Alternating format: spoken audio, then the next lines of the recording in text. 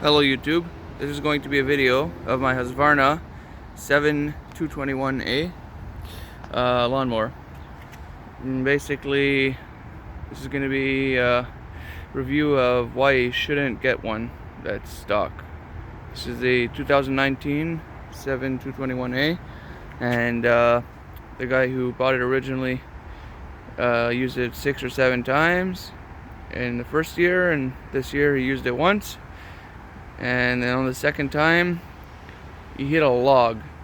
Now normally with a lawnmower, when you hit a log, either the blade bends or the flywheel key breaks, which is designed to break, and it's maybe a $4 or $5 part and an hour of time to put it back in and get it going again.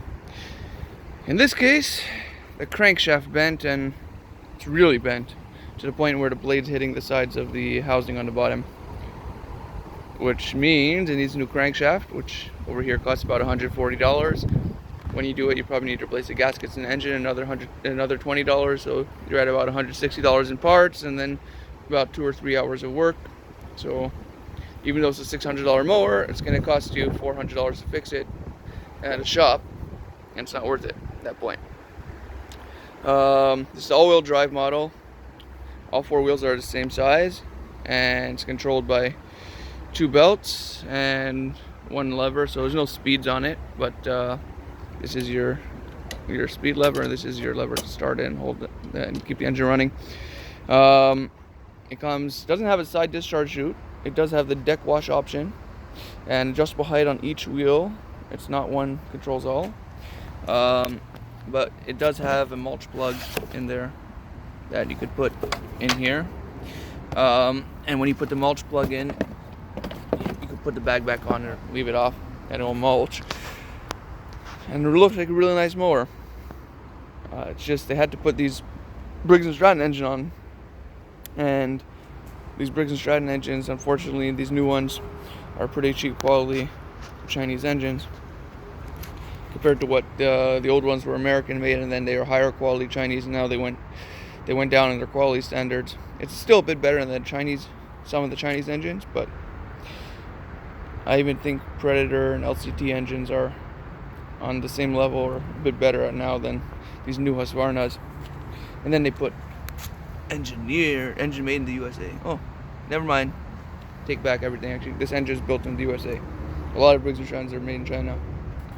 Okay, so this one's built in the USA, but these cheaper materials, obviously, because it looks so new.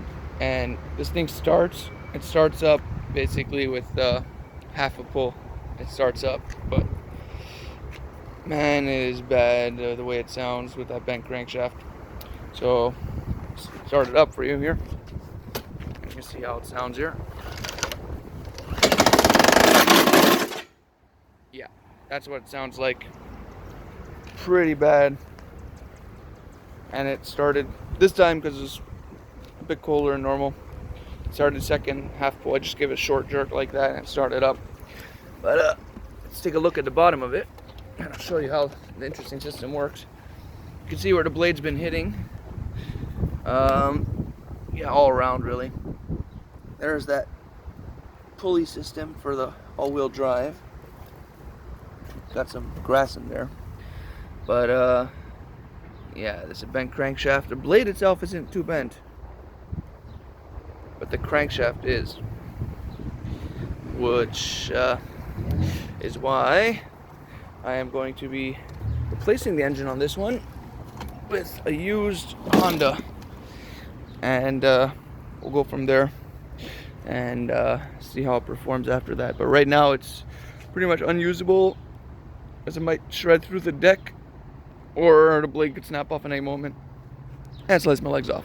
So I am not going to run this as is anymore, and I'm going to sell that engine for parts probably, or I'm going to part it out and keep all the common parts that might go bad on these newer engines, like the carburetor, the recoil, exhaust, fuel lines, which are pretty new, stuff like that, and maybe the wheels from the other mower.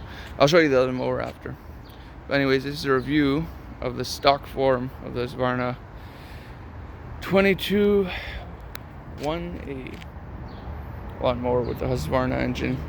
Sorry, with the Briggs & Stratton engine on it.